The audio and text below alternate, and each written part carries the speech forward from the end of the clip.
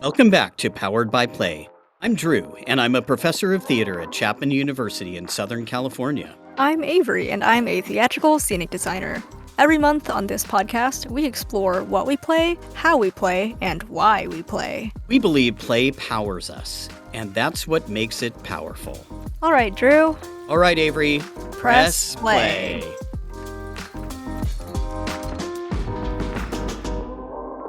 Avery, let me start with a knock-knock joke. Knock knock. Who's there? Spell. Spell who? Well, okay. W-H-O. Oh. That's so funny. I said O at the same time that you said O, but my O was realizing what that was. Very funny, Drew. Very funny. Thank you. So this month we're going to explore the role of the Joker, from joke teller to trickster to prankster to facilitator. I think that we'll try to answer some questions like what's funny and why, and how much does joking matter, and how can jokers become serious? There's a lot going on, and I think we are ready. Avery, Yeah. want to kick it off? What is a joker? From the textbook Performance Studies, an introduction by Richard Schechner, who is our favorite performance studies textbook that we've quoted so many times. Yeah. In this book, he quotes Victor Turner as calling play the joker in the deck, meaning that play is both indispensable and untrustworthy. So, in this sense, he's indicating the joker as a symbol of play, where play is a mood, it's an activity, it's a spontaneous eruption. It can be rule bound and free, or not as free due to the rules. Everyone plays and watches others play, such as when they're watching dramas, sports, TV, or films, or having parties. You can even play while you're working, play on the street, on the playgrounds, everywhere. And we went over a lot of these ideas during our first episode of what is play. But the Joker is kind of a symbol of this, and we're gonna kind of expand on this throughout the episode. One of the areas of theater that involves a Joker is theater of the oppressed, which is a theater method discovered and created by Augusto Boal, a Brazilian theater maker. And in this theater method, the Joker is basically a sort of facilitator between the actors and the spectators. And just a reminder as to what spectators are, well, you have spectators and then you have actors. But spectators are what kind of comes about throughout the theater of the oppressed method that combines being an audience member and being a performer of a devised theater piece. So I looked at Theater of the Oppressed, specifically the New York City chapter, I suppose. They do a lot of forum theater, which involves community members coming in and devising and performing plays based on their challenges confronting economic inequality, racism, and other social health and human rights injustices. At each performance, actors and audiences engage in theatrical brainstorming with the aim of catalyzing creative change on individual, community, and political levels. So, how does the Joker fall into this? So, on their website, they do express that, and they explain that the Joker is the facilitator of the theater of the oppressed experience. So, in rehearsals and workshops, and I'm quoting directly from the website, the Joker guides actors through games and exercises to investigate shared experiences of oppression. In their troupes, the Joker helps actors develop scenes to share their experiences with an audience. And at other forums, or part of their other legislative theater performance, the Joker's role is part MC, part moderator of the forum, where the audience or spectators discuss the oppressions in the play that they were part of, and then enter to scenes to improvise creative strategies after. So because they're alluding to the symbol of the Joker, they're also alluding to the fact that Jokers, as an idea, they don't belong to any suit. They're kind of a wild card and they're interchangeable in terms of their value and rank, but they don't really have a rank at all. And so they're both inside and outside the theater space. They're going in between the roles of performer and player. They're trying to help people explore their roles in these devised pieces, but they're also exploring themselves with the people too. And they're trying to ultimately identify biases or problematic ideas where reality meets imaginality and magicness. So there's a lot of potential for this Joker figure during Theater of the Oppressed to bring out what our players of these theater things are bringing into the workshop or the piece itself. And I know a lot about this because I learned about this through your class, Drew, Theater for Social Change. Theater for Social Change, one of my favorite classes. It truly is. Hmm. I think that hopefully Boal's techniques are still making waves around the world. I think now is a great time for Boal's structures and games and forum theater to be picked up and used by people worldwide. So hope that's Yeah. happening. When I think of a joker, the first thing I think of is a person who's fun, a person who makes us laugh, someone who tells jokes. I think also we might think of a joker as someone with secrets, someone who is hiding information or hiding pain. Sometimes there are many, many stories about that people who are very good at stand up comedy have had painful events happen in their lives. And so humor is the way that they deal with that.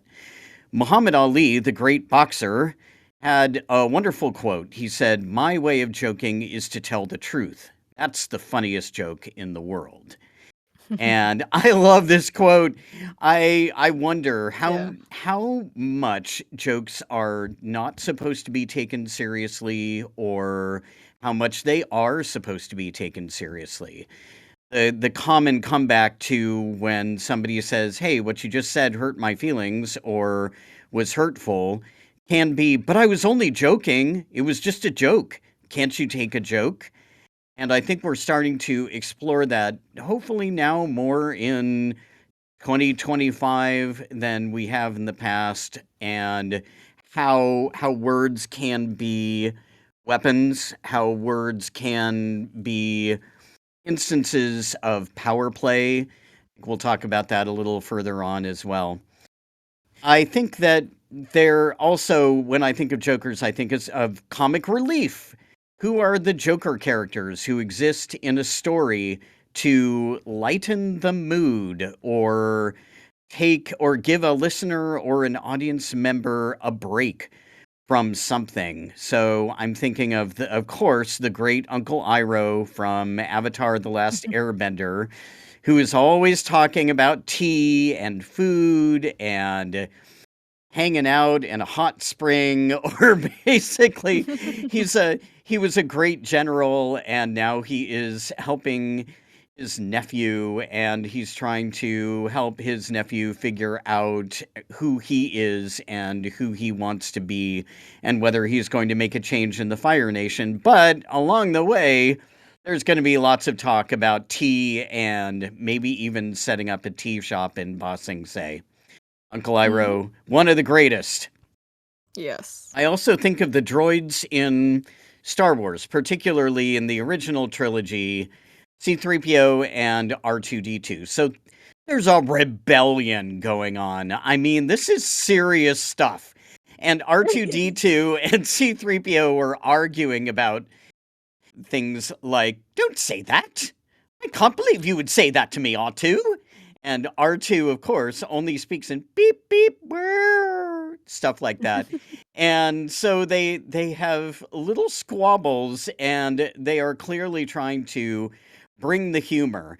So is the relief that these characters bring from high emotion, do we need a little levity in order to kind of balance out the high emotion that we're feeling, or the high drama, or fear, or sadness? I wonder. But I also think of jokers as almost sometimes self appointed comic relief.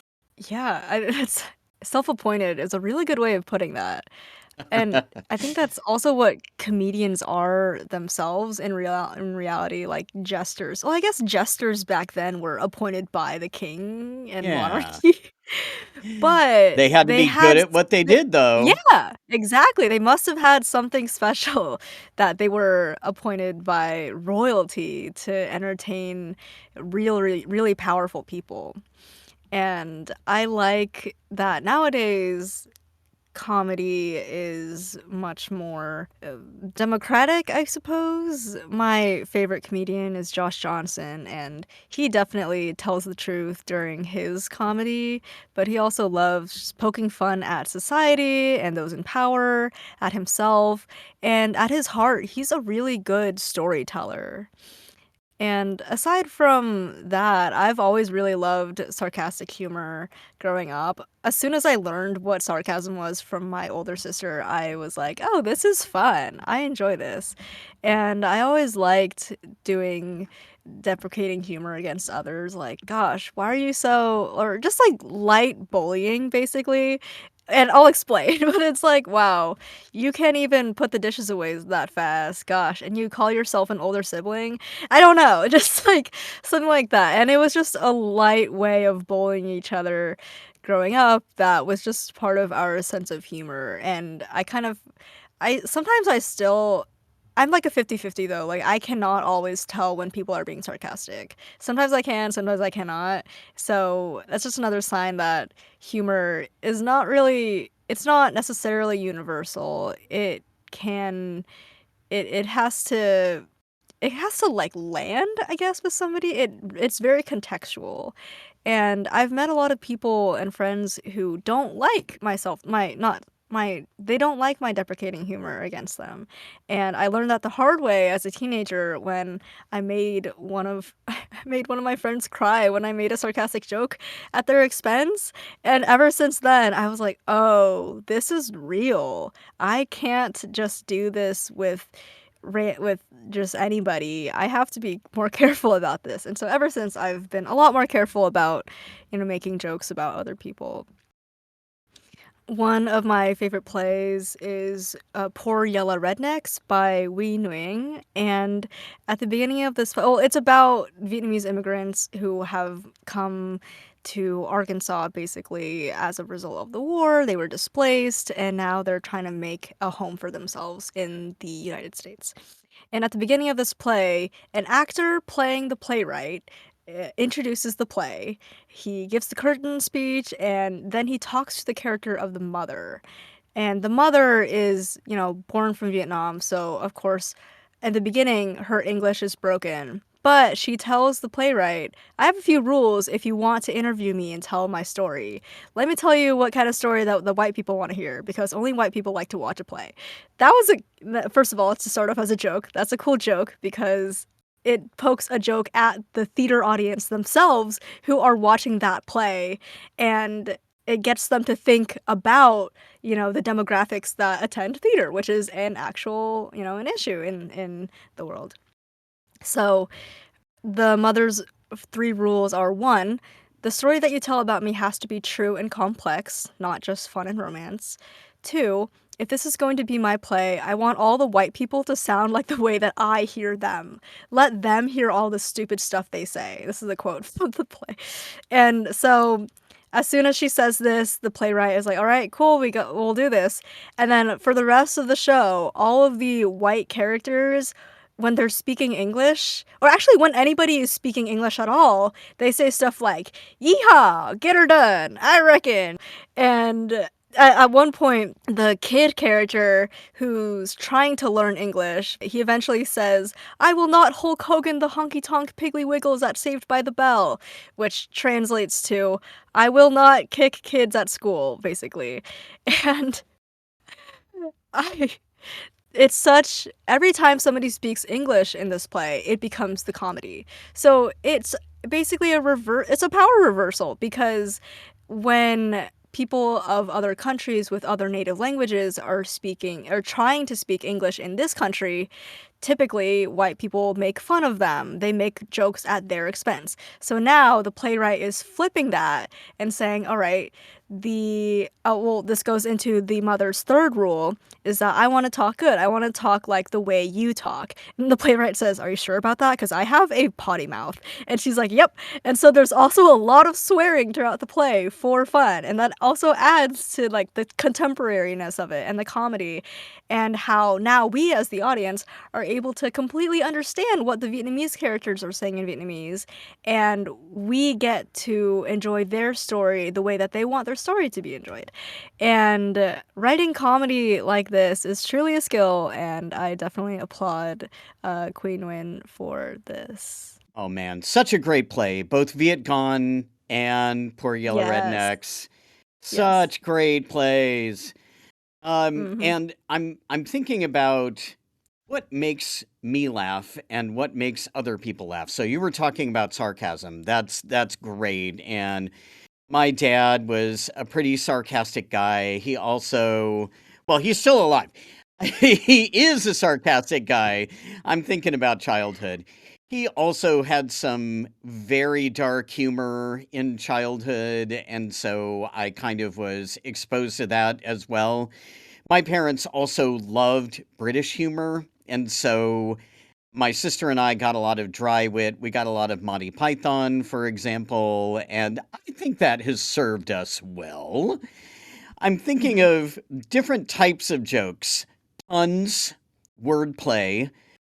There's a big debate about should you only punch up when you're doing comedy, meaning should you only make fun of people who have more power than you? And I think that there is a real question about punching down. Recently, on Saturday Night Live, the comic Shane Gillis was invited back. I have some very strong issues with why they invited Shane Gillis back, but he did some comedy that was absolutely 100% punching down, including something that referenced getting somebody roofied and available for sexual assault, and then talked about Bill Cosby. I was frankly just shocked. And I don't think that I'm a prude or I'm overly sensitive. I just of course, that's me saying this, but I just kind of wonder what is the purpose? What is the purpose of punching down at somebody who you already have more power than? So are you just trying to reestablish that power and dominance? Does Shane Gillis have some broken places that he's trying to mend? If you talk to a psychologist, they might say, "Oh yeah, definitely." And then I also love Hannah Gatsby. Hannah Gatsby, of course, made waves a few years ago with talking about her own experience as a queer woman in New Zealand and how she starts off the set by self-deprecating, making jokes about, "Oh, this is me as someone on the spectrum, this is me as a queer woman who was sort of trying to navigate life." And then about halfway through, she pivots and she says, I'm not going to self-deprecate anymore. I'm done with that. And from now on, these jokes are going to be about something else." And so she starts punching up rather than punching herself, essentially. I like Nate Bargatze. I know he's huge right now, and I just went to see him with my partner Rose and with my friend Christian Sider, both of whom have been guests on this show. And I'm telling you, Bargatze was just absolutely hilarious. We were at the Brea Improv, and oh my gosh, Avery, I sound like an old person. Nate Bargatze was just absolute. That young man can tell a joke. All right, now I'm being self deprecating. He was trying out new material. So I had never actually seen a comic with kind of a pad of paper trying out new jokes and referencing the piece of paper and then telling the audience, well, that didn't go the way I thought it was going to, or, well, I better add something like that for the Netflix special.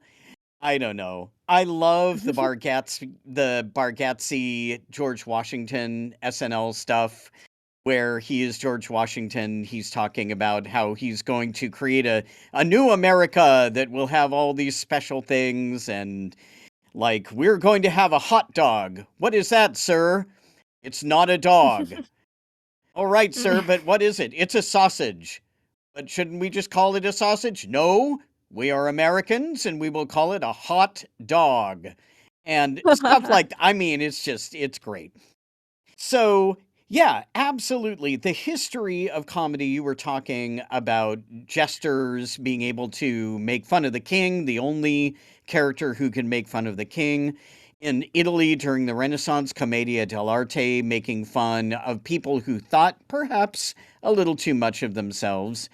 And then in the modern era, I don't know, Avery, we get into, say, the Victorian era or somewhere around there, and we start to get very mean jokes and ethnic jokes. And those persist for a while, of course, in theater. We have blackface and we have minstrel shows and minstrelsy. Clearly aimed at punching down to the either enslaved or now freed black folks who were now full citizens of America. And these ethnic jokes, I think they persisted into the civil rights period. As you point out, newcomers to the United States still get made fun of as they are learning English, struggling with customs. And so I wonder if we now have, as a response to those mean jokes, misogynistic jokes, ethnic jokes, we have the rise of the dad joke. So dad jokes are clean, they're not mean. They might have some kind of absurdity. I know that they're typically talked about as maybe not as funny as they should be.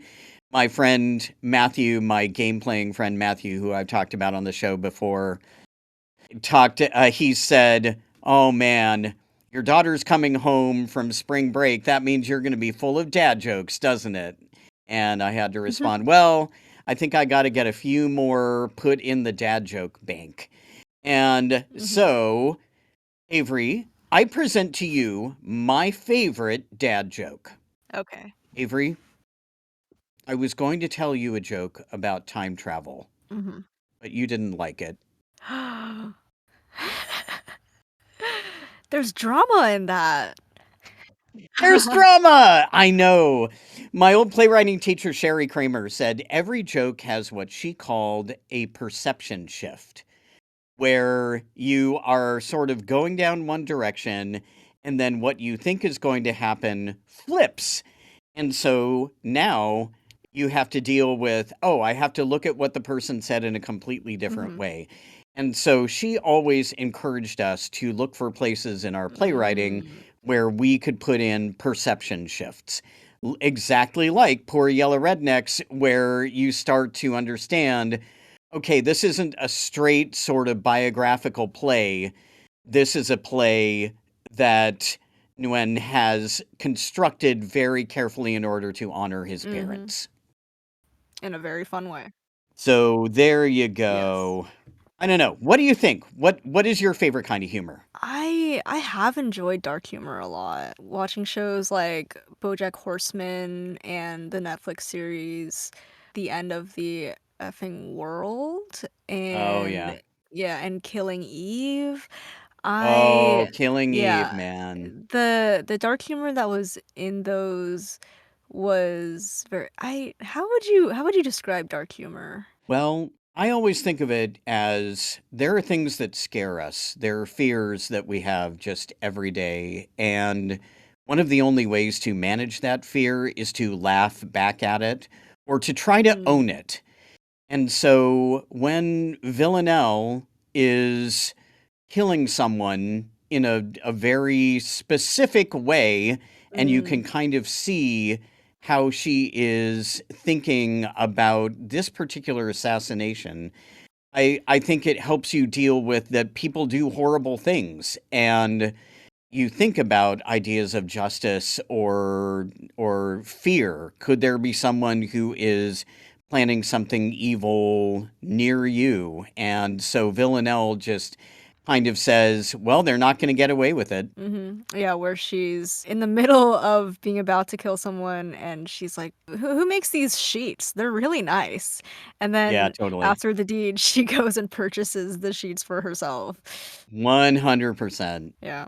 Another very widespread environment for the Joker to thrive is reality TV shows, especially ones with competitions, such as I know, what was that one? Cutthroat Kitchen was one of the ones that I watched growing up with, I think it was Alton Brown as the host. And I always remember how he would be watching, one of the cooks doing something, and he would give like some academic explanation as to why he wouldn't do that himself, why they're not doing so great. But and then the judges come on, and then that's where like the drama unfolds even further. And my favorite version of the reality TV show Joker is the Great British Bake Off, where the comedy hosts of that show have just been the quintessential idea of the Joker to me. All the way from the moment they say, "Welcome to the Great British Bake Off," to comedically explaining the judges' demands, to poking fun at everybody on screen, whether it's the judges or the bakers or even themselves, and just like making friends with the bakers. Like they look like they have a really fun job. They just kind of it looks like they're just messing around half the time and breaking things on set. Like on the recent series, I think Noel accidentally smashed one of the baker's bowls of dough that they needed. And even then, even though they do all this wacky stuff, when the bakers are starting to cry or panic or emotionally struggle with what they're doing, or even physically struggle with what they're doing, the comedy hosts are instantly there and they're like, "Hey, what's going on? How are you feeling?" And they try to lighten the mood with jokes, or they're even able to take on a more serious tone, a more calming or nurturing tone of being like, "Hey, it's all right. It's just some bread. You've done this a million times." Or even if they need it, "Hey, do you want to take a step outside the tent and walk with me for a bit?" And then, afterwards the bakers can come back and usually it appears that they're feeling better. And I really enjoy the camaraderie that happens on this show because it's definitely not an American show where everybody's fighting each other for $1 million. And instead, the bakers are even like being kind to each other and helping each other out when they're struggling. And I think the comedy hosts of this show are such an important part of facilitating this environment of kindness and joy for baking that is really not replicated in a lot of other shows. Another example of our amazing jokers as facilitators is the dungeon master in Dungeons and Dragons. And I've watched a lot of Dimension 20 and Critical Role, they are online series of Dungeons and Dragons games, and just the immaculate skill and joy and sense of play that it takes to facilitate an entire imaginative experience for the players and the audience watching the players and the dungeon master is just amazing. I could never. I maybe I could try, but I don't think I could twist my words into such fantastical scenes of climbing mountains and defeating evil monsters and playing a bunch of different characters too. And it also reminds me of like in theater, there's a lot of one person shows where oh my gosh, John On Leguizamo? yeah, yeah, John Leguizamo. It was Latin history for moron. Yeah, that was it. Yeah, where he was playing a bunch of different characters to tell this story too. And it's funny how I'm just drawing parallels to the one-person shows with Dungeons& and Dragons, but it's really impressive to be able to play so many different characters and tell so many different stories with just you and your voice and your body. Absolutely. And I think that by extension, by the way, my favorite pairing is Allison and Noel Ugh, for Bake yeah, Off. yeah. I think that the moment they added Allison and they took off Matt, I was just so happy because Allison was exactly the ingredient, pun intended, that that show needed. And I absolutely love watching her chemistry with Noel, and then also the way that she offers something completely different to the bakers from what Noel offers. Yeah, I love it. I yeah. love it. I love the current Yeah. pairing. Oh, and one more thing too is that it's such a simple cooking show, but also the amount of sexual jokes that everybody is, like, subtly making Oh my sometimes. Like, gosh. whenever they're talking about buns, everybody's just, like, trying to hold back Yes. laughter, and they're like, "So, what do you think of your buns?" And it's just it's, like, slightly raunchy humor that kind of adds intrigue for the audience watching too. Yes, absolutely.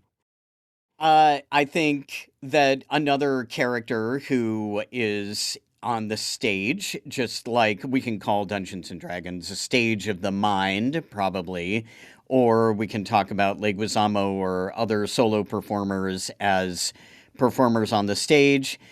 The MC who invites you in, the first one I'll talk about is from Cambodian Rock Band. Just finished, I think it just finished its run at East West Players in Little Tokyo, Los Angeles. Ah, One of the longest running theaters in America and the longest running people of color theater in the state. So shout out to East West Players, always yes. amazing.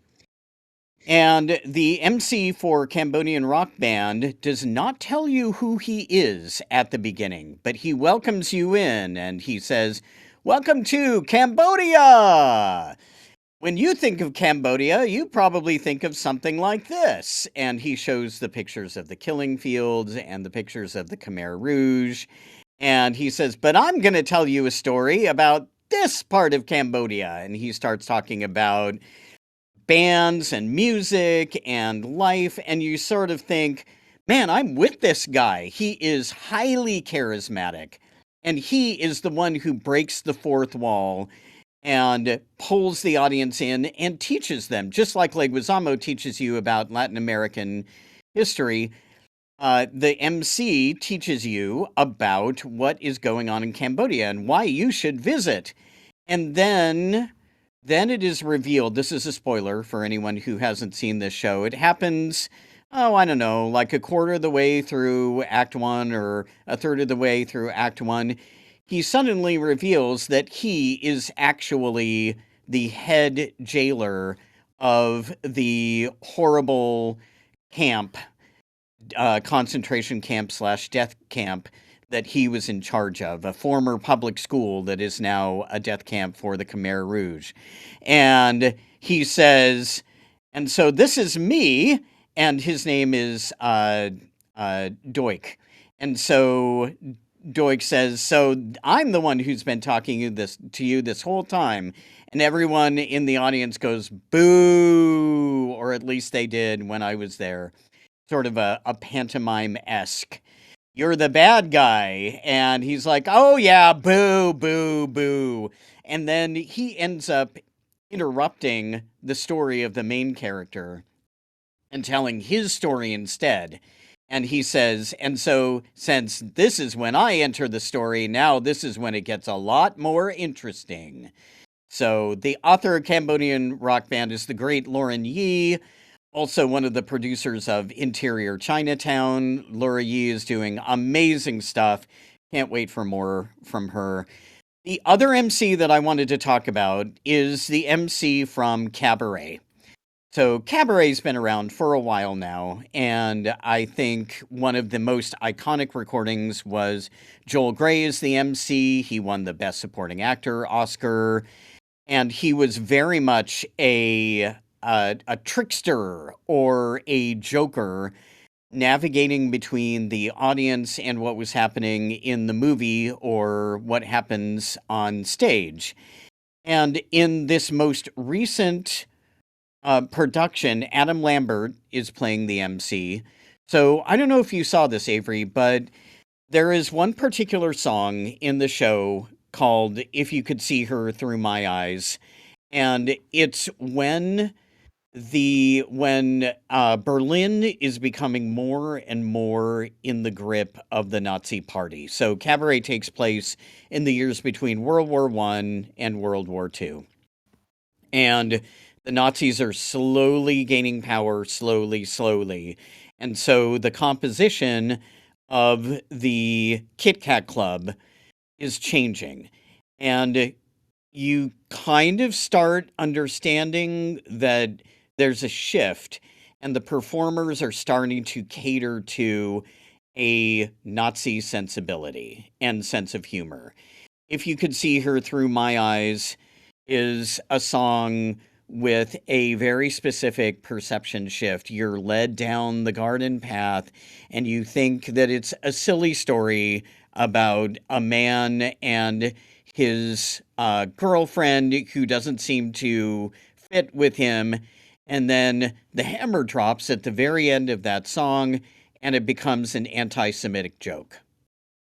And Adam Lambert, over the past few weeks, maybe months, because the audience has not seemed to understand this. And so Adam Lambert, in character as the MC, if they start laughing at this anti Semitic joke, steps down to the downstage center. So for our listeners who are not theater people, that's kind of the front of the stage, right in the middle of the stage. It's very commonly associated with breaking the fourth wall, and says, "That's not funny. That is not a joke." And explains to the audience that was anti Semitic, and you're not supposed to laugh at that. I was stunned when I saw this, because that's not a part of that. It's not in the script for the show as written, but Lambert took it upon himself not to let the laughter get out of control, and not to let people get away with um appreciating or laughing at anti-Semitic humor. Just something really fascinating. I know another playwright that has characters often break the fourth wall is William Shakespeare, and one of the shows I'm currently working on is The Winter's Tale, in which there is a character named Autolycus in the second part of the story, and he is a grifter. He comically sings, he steals from others, he sells his stolen wares, he travels around. And in our show, we made him like a giant pack made out of crates and sticks and just with a bunch of his stolen goods in it. And some of his quotes of while he's, whittling down people's to wallets is, haha, what a fool honesty is, and trust his sworn brother, a very simple gentleman. And he's kind of commenting on human morality, I guess, and on honesty itself, and how he's just like, dang, people are so silly. And he's telling this directly to the audience, too. And then to another character, he says, "Though I'm not naturally honest, I am so sometimes by chance." So he's very much all about not being honest and but only being honest when he needs to, and basically playing the game of deception. If he were a Dungeons and Dragons character, he would be rolling very high on deception very oftentimes during this play because he steals other people's like clothes, he trades clothes, he pretends to be a noble for a second. He sells his stuff like a very good salesman, and nobody is any the wiser. Another character we know and love from Shakespeare is Puck from A Midsummer Night's Dream. And Puck is kind of a fairy, kind of a traveler as well. Not as much of a traveler, but more so a wanderer. And Puck describes themselves as that merry wanderer of the night. And they love, and I say they just because I've seen so much analysis of like what gender Puck could be, and it could I think they could be any gender in my opinion, whether it's a binary gender or a non-binary gender, because they describe themselves as like being able to transform into different animals and just having kind of a fluid form and being this trickster that finds humor in messing around with others. And they're not even immortal, so like what kind of gender, it's up to the actor or whatever. So, Puck also says, Lord, what fools these mortals be. And another instance of commenting directly to the audience of like, oh my god, can you look at these characters? Aren't they being so silly? And Puck is kind of the connection, between the audience and the characters on stage. And the famous ending quote that Puck says at the end of this crazy comedy adventure of Midsummer Night's Dream is, if we shadows have offended, think but this, and all is mended, that you have but slumbered here while these visions did appear. And this quote is basically saying, hey, audience, just in case you're offended or anything, this was just a huge act of play, a dream, if you will. Think nothing of it. But if you had fun, hope you had fun. Good night, peace out. Kind of vibes. Shakespeare's Joker characters are very much comedic relief. They have such a wide application of comedic relief, and they have a very important part to play in a comedy story, but also in drama stories as well. Oh, yeah, absolutely. And I wonder about the jokers in stories like Midsummer. Do they have a stake in what's going on in the story? Or are they there to keep us off balance?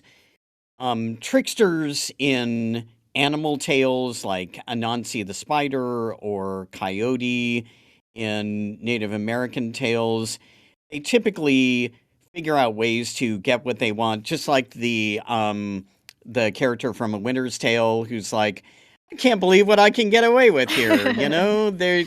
I can't believe I totally pulled the wool over your eyes. Yeah. That's very typical. Also, if you look back at mythology, gods like Hermes, or especially gods like Loki, the god of mischief, and our favorite Marvel representation of Loki, and the idea of, trouble is good sometimes. Putting people off balance is good sometimes. Reminding people that chaos lurks right outside their door. And even if they might have wonderful plans, and if they think that they might be absolutely secure, something could come and shake them up. Chaos could happen. And these characters sometimes glory in causing chaos, like Puck or like Loki. I think the question comes when you put madness into the mix. So I'm sure some of our listeners are wondering if we're going to get to the character Joker from Batman. So let's talk about the Joker and other characters who are specifically called out as mad, crazy. So I guess the question is, what does madness cause these characters to do? We can talk about the Mad Hatter from Alice in Wonderland, who kind of delays her for a while, but doesn't harm Alice. just kind of introduces her to another way of seeing the world, seeing Wonderland, and tries to get her to expand her mind a little bit about what tea time is and what it means to sit down and have tea. Willy Wonka, I'm thinking specifically of the version played by the great Gene Wilder in the 1970s version. Shout out to my Gen X folks who grew up with this that terrified us as kids. Willy Wonka, I mean, literally, his introduction is to put us off balance. He trips and falls, but then stands up in complete control of his body. He takes the kids on this boat ride, the very famous boat ride where there are all these scary things, and he's not telling them if they're actually going into this tunnel and something could harm them or not. He brings them into the chocolate factory, and based on what the kids do, the kids get sucked into tubes. They go into perhaps the garbage chute. I mean, there's all kinds of stuff. Is Willy Wonka mad? Is he cruel? I think it's kind of up to the audience to figure that out. And then the Joker from Batman. And I suppose we should ask the question, which version of the Hmm. Joker from Batman? There have been so many.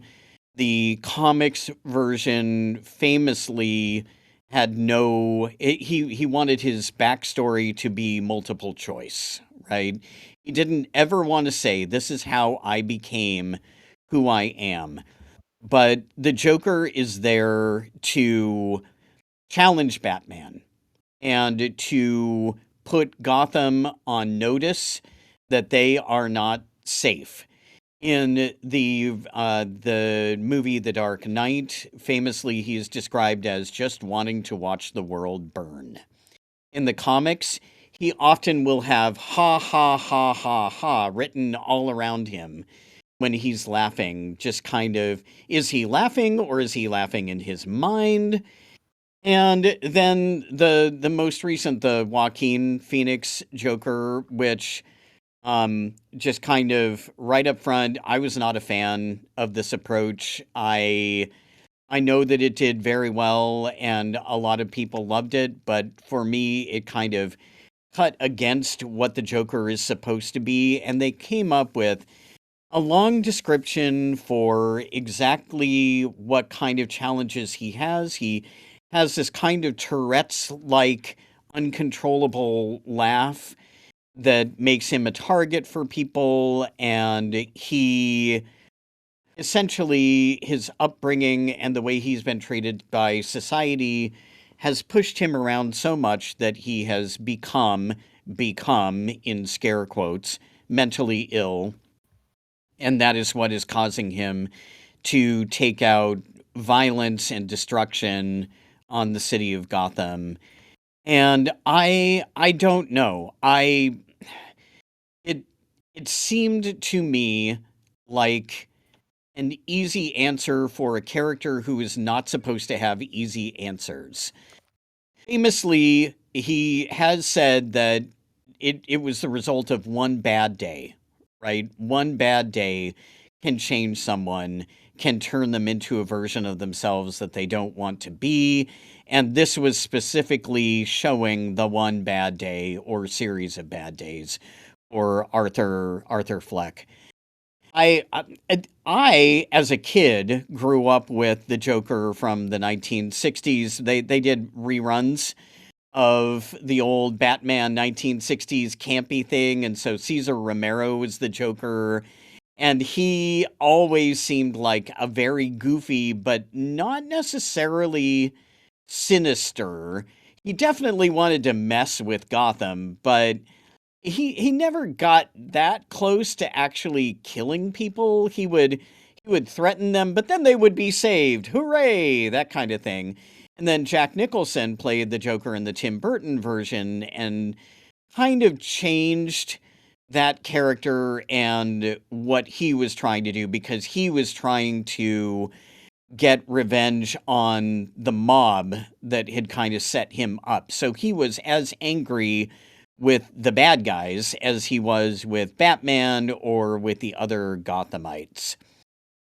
So there are my thoughts on the Joker. A really fascinating character, probably if not the primary supervillain in comics lore in the top 3. And that was kind of what I thought when I figured, oh, we might want to talk about specifically this character who's derived from the Joker on playing cards, but has become kind of an iconic villain. Yeah. And I don't know much about the Joker, but it does remind me of the Joker and Harley Quinn's cyclically abusive relationship Yeah, that definitely. involves a lot of intimate partner violence throughout all of its iterations. And it's interesting that Harley Quinn's character is also derived from the Jester character, which is another kind of iteration of Joker character too. But speaking of the origins of Jokers themselves, Yeah. I mean, specifically with the card deck. So backing it up to the modern 52 card deck, where did that come from? The 78 card tarot deck was likely the beginning of that with its major arcana and minor arcana. So the major arcana is stuff like the Fool, the World, the Sun, the Stars, the Moon, and other concepts, whereas the minor arcana are mostly numbers with different suits. And the Joker card itself likely evolved as a permanent trump card, specifically in British euchre. But the closest card in the tarot deck is the Fool, which is sometimes numbered first in the major arcana. And the Fool character, its earliest depiction is as a beggar or a vagabond, but nowadays it's usually depicted as a young explorer at the precipice of something. My sister just gifted me a deck inspired by architecture, and the Fool character is an architect, like about to start, a project. And I think it's a very iconic part of the tarot deck is the Fool character because the major arcana are supposed to symbolize the journey of the Fool. So the Fool goes from like knowing nothing about the world basically to wandering through all of the parts of the world, and then finally the World card, which is the last card in major arcana, is where they arrive at. And it's kind of this cycle of life journey that the Fool's beginning footsteps are a big representation of that part. So just some interesting lore for you. Um, but one of my favorite games last year and this past year has been Balatro, which is a roguelike deck building game with poker mechanics. It's single player, and the word Balatro means Joker in Latin. And I previously talked about this on our Playing Money episode, where we talked about playing with and taking risks. So this game is narrated or even jokered by Jimbo the Joker, and throughout your playthrough, you're just trying to set up different poker hands in order to get the most points, basically. And you just want to like keep getting more and more until you defeat the game. But along your journey, you can have up to 5 different jokers as you play through the challenges. And each different joker is a different theme, and it each has a different ability, like a modifier that it'll add more of this number or it'll multiply this number or whatever. And they're kind of what make every single playthrough different. And going through, exploring the game, and collecting all the different jokers is a very fun time. And I just thought it was a very amazing analogy for how having a different kind of joker in any game makes the whole game completely different. And it's very, very cool game. Highly recommend. That sounds fantastic. I got to check that out. I love getting more ideas for board games or video games to try when I do these podcasts, Avery. It is Yeah. awesome. Oh, I absolutely. I think that our last sort of subtopic here before we go into final thoughts is what happens when you are in a joking space or a funny space or a fun space. So we can gather comedy clubs or shows, magic shows, or immersive experiences like fun houses, escape rooms. or even being caught in a prank. And Mm. it's interesting to think, okay, are you the target of the joke, or are you laughing? And is there a target? So with comedy clubs, is everyone around you laughing? What do you do if you are not feeling the mirth that other people are feeling? I remember there was a show that I went to one time where the narrator or the MC kind of made an ethnic joke having to do with a certain Latin American identity and poverty, and the whole place started laughing, and I was shocked. I just sat there and kind of looked around. What do you do? Do you kind of disrupt? Do you leave? Do you pointedly not laugh and just let the person move through? I don't know, but it was an uncomfortable moment. Magic shows, or I think you may talk about hypnotism, the joker with hidden information, the knowledge of the trick. How is the trick done? And the audience members sometimes get pulled up, and it's not exactly like the joke is on them. The joke is on everyone who does not know how the trick works. But participating in the joke, the trick, there's a reason they're called tricks, right? Because they trick you. And although, if you're talking about Arrested Development, the character of Job would say, they're not tricks, they're illusions. Just want to throw out that for my Arrested Development fans. So, hidden information, fun houses, distortions, mirrors that distort your image of yourself. Where are you going? Where are you supposed to go? Is there danger lurking around the corner? And then being pranked does not feel good. I will just say it right now. Being pranked does not feel good. There was a whole thing in Girls Five Eva, the show Girls Five Eva. I don't know if you've seen that, Avery, but it's about like a former Uh-uh. '90s girl group that gets back together. And there's one episode where, let's just say, the pranks go too far, and it just becomes kind of cringe. When are pranks appropriate? Who is appropriate to prank? Is pranking punching up? And what happens when a prank gets out of control? These are all really interesting questions about when does something cross the line from funny to not funny. Any thoughts on that? Yeah, one of the shows that I saw when I visited California in January was that of Ashley Gavin, and I think we were at Irvine Improv, and she is a gay woman who really that's a lot of what her content is about.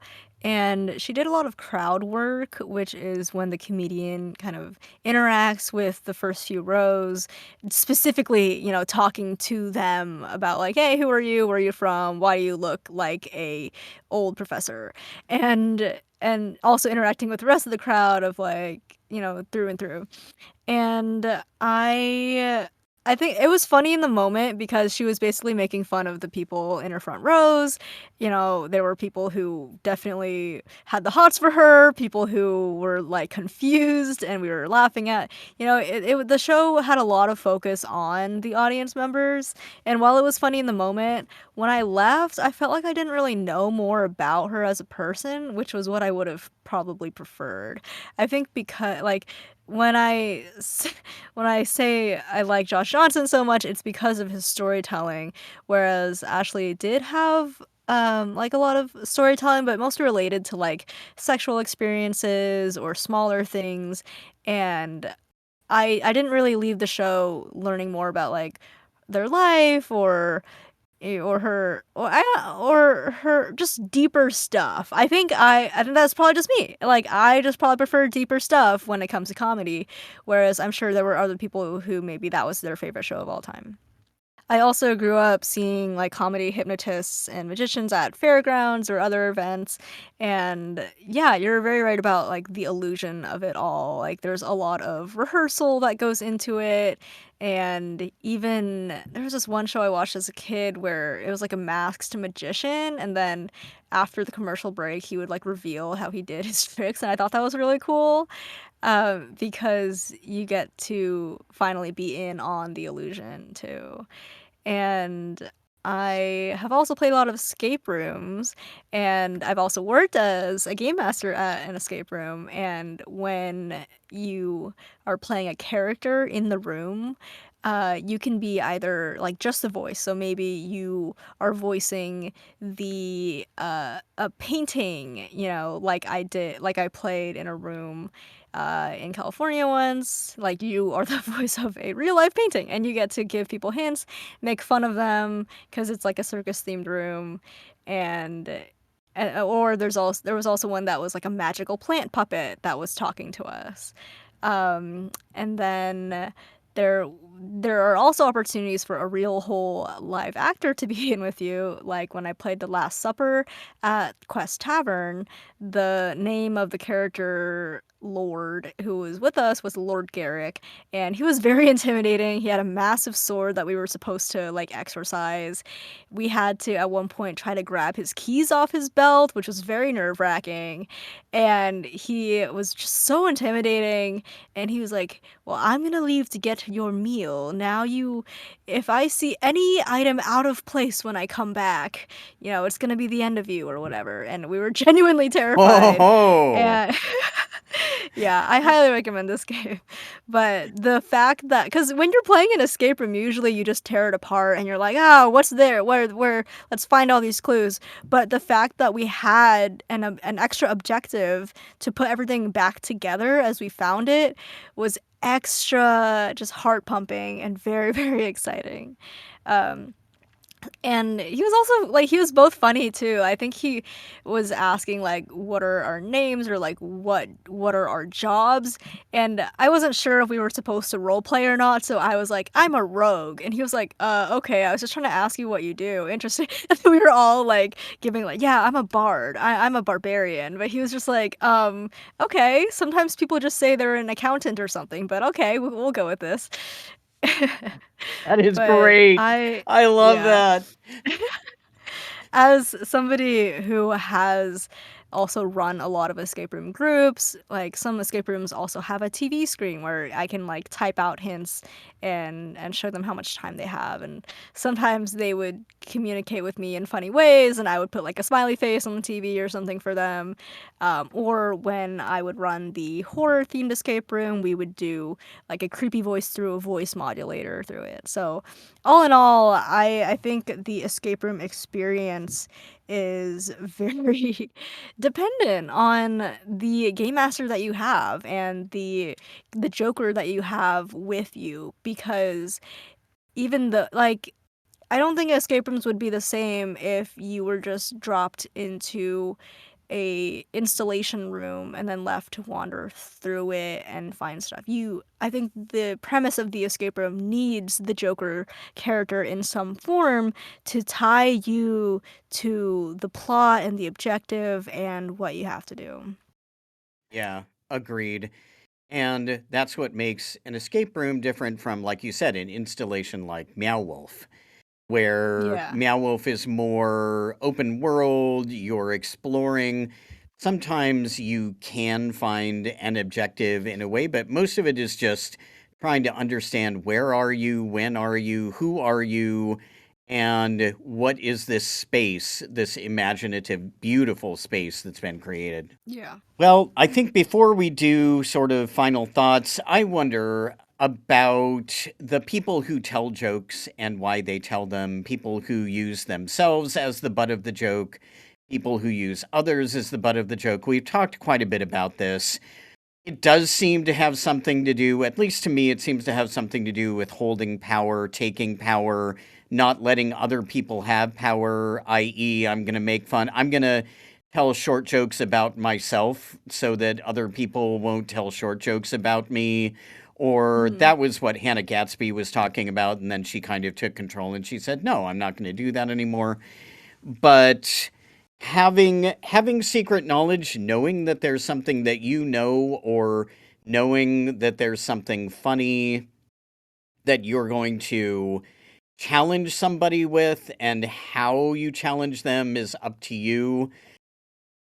I really do think there's a power component in this.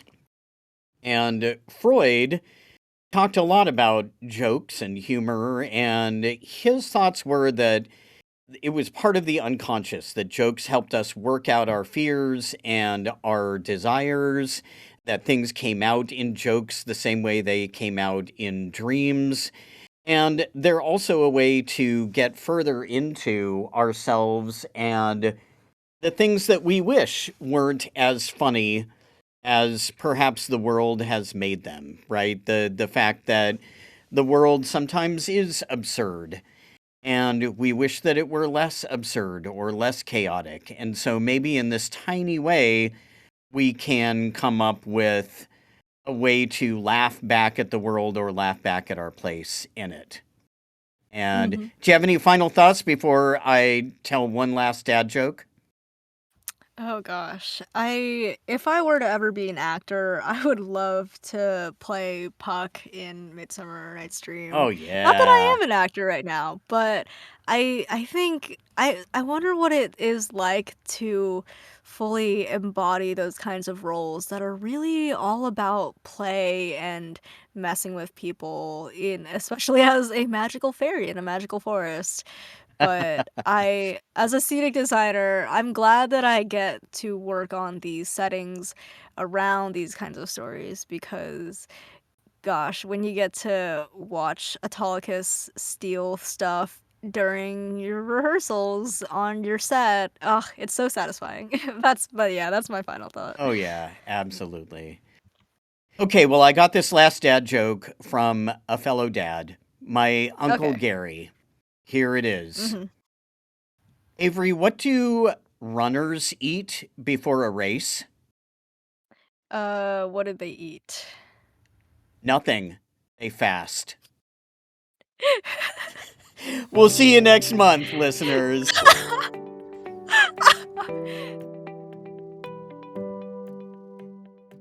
This has been Powered by Play with Avery and Drew. If you've been enjoying this podcast, you can support us online at Ko-fi. That is ko-fi.com/poweredbyplay. Thank you so much for listening, and we'll catch you next time.